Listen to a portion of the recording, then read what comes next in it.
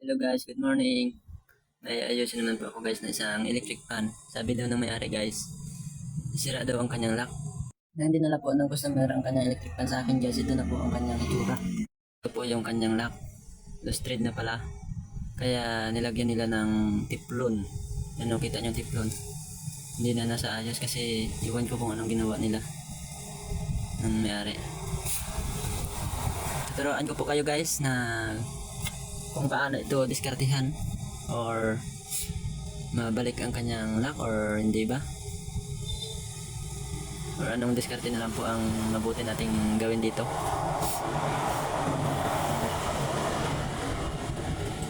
Yan, ito po guys ang ilisin ng electric fan at saka ang kanyang mga cover, at ito po ang ilalagay natin na cable tie para hindi na matanggal. Subukan natin guys kung pwede ba. Depende sa inyo guys kung anong diskarte nyo na para makabit lang to ang kanyang cover para hindi delikado. Ito po ang kanyang mga tiplon na nilagay ng customer natin. Yan guys, kahit anong gawin ko,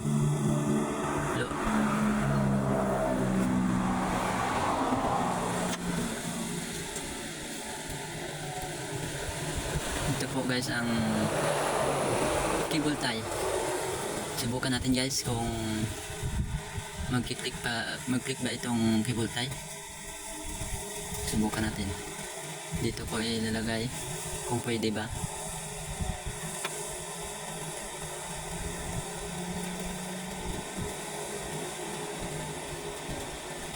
Depende sa inyo guys kung ano po ang diskarte niyo, pero sa akin lang to po. Sa akin lang ito po ang aking diskarte. Lagyan ko na lang ng cable tie. Remedy guys, remedy.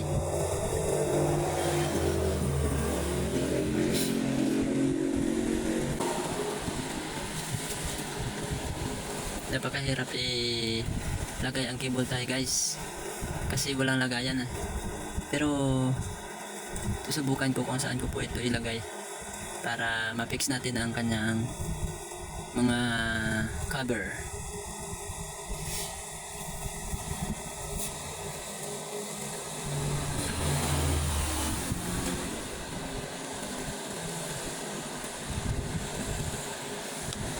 Ay, natanggal.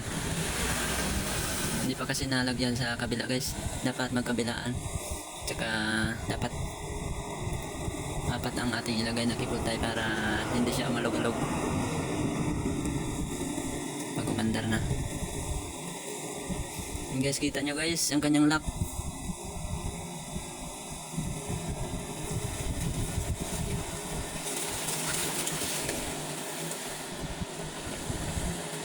Ang kanyang lock hindi ko makapit ng maayos guys.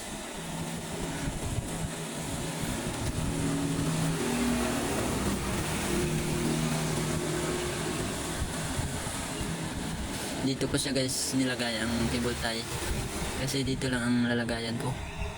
Ito lang ang nakita kong dapat na dito ilagay, kasi kung sa loob ko ilagay hindi ko siya napakahirap.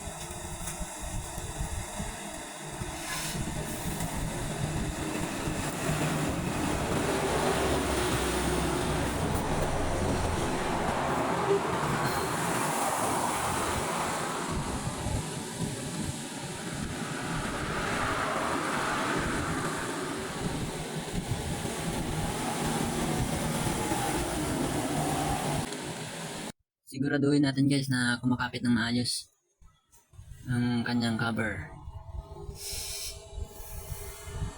kasi kung hindi yan ayos ang paglagay natin ng cable tie, sagabal din yan sa kanyang ilisi. Pagkatapos natin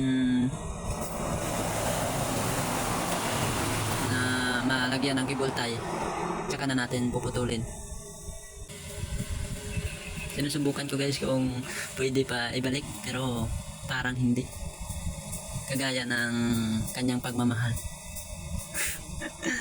na hindi na pwede ibalik, kaya lumipas na ang mga panahon. Wow, good.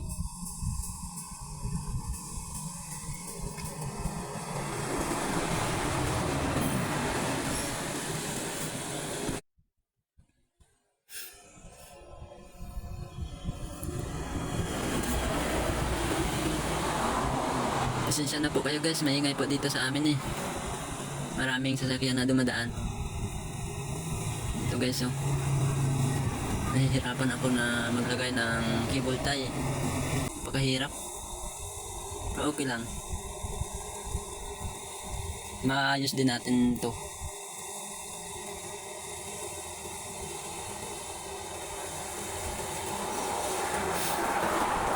Yan guys.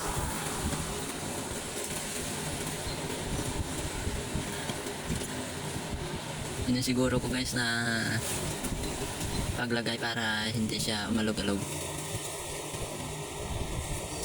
Baka pag sabihan tayo ng customer na hindi maayos ang pagtatrabaho ko, so umalog-alog siya. Pero ito, sa palagay nyo guys, aalog-alog pa ba to? Maraming cable tie na to guys. Dapat apat guys, apat. Sa diskarte ko po, apat po ang nalalagay ko palagi. Nilalagay ko palagi. Kunin na lang po natin tong kanyang lock guys. Wala naman tong silbi. Ito guys, ibabalik ko na yung kanyang LC ng electric fan. Susubukan natin guys kung hindi ba siya sagabal ang cable tie. Guys, lalagyan din natin ang cable tie sa itaas at sa baba.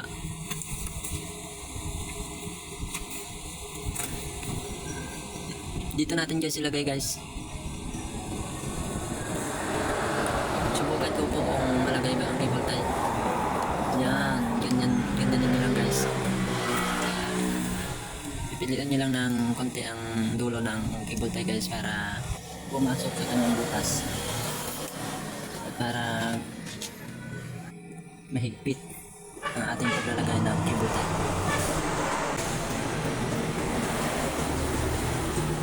Mahirap ilagay ang cable tie guys kasi maliliit ang mga butas. Pero guys,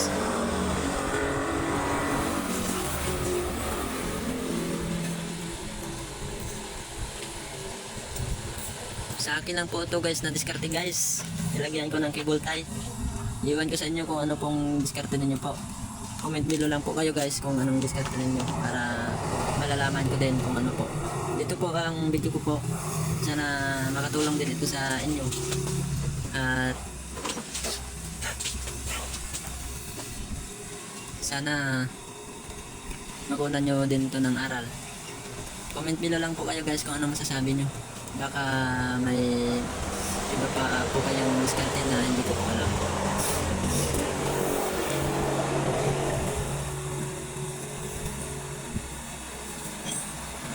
Dito sa baba guys, napakahirap din lagyan ng cable tie kasi ang sikip-sikip ng kanyang butas.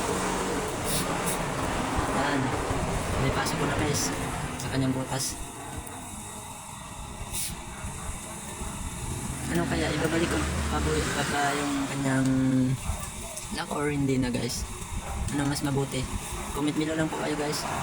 Kasi kung ilalagay natin guys, wala namang silbi. Kasa naman, pag hindi natin ilagay sa ang kanyang lock guys, baka pagsabihan ako ng customer na kulang na ng pisa ang kanyang electric fan. Ano po ang mas mabuti guys? Comment below lang po kayo guys. Ito na po guys, tapos na po ako maglagay ng mga cable tie. Ito na po ang kanyang resulta. Hindi na po malog-alog.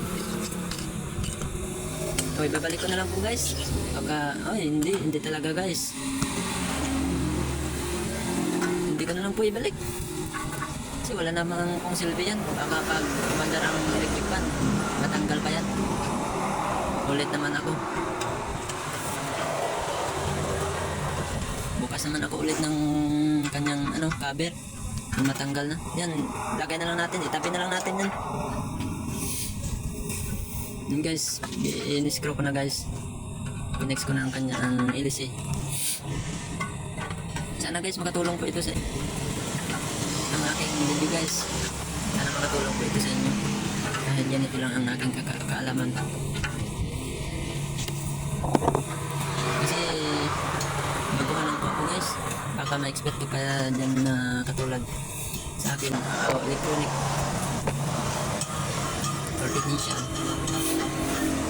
Comment below na lang po kayo kung ano masasabi nyo. Lilinisan ko na lang po ito guys. Maya maya guys, itesting natin kung okay pa ba ang kanyang ano. Pero hindi ko na lang gagalawin ang kanyang motor guys kasi ito lang po ang pinatrabaho ng customer ang kanyang lock na malug-alog daw. At saka hindi na nakafix ang kanyang lock. Sana guys matibay ito ang nilagay ko na cable tie guys. Pero para sa akin matibay ito. Matibay itong ano. Kaysa sa i-glue natin, i-stick glue nilalagay natin pag uminit ang kanyang motor. Matatanggal rin yan. Habang tumatagal, umiinit ang motor niya. At matatanggal din yan.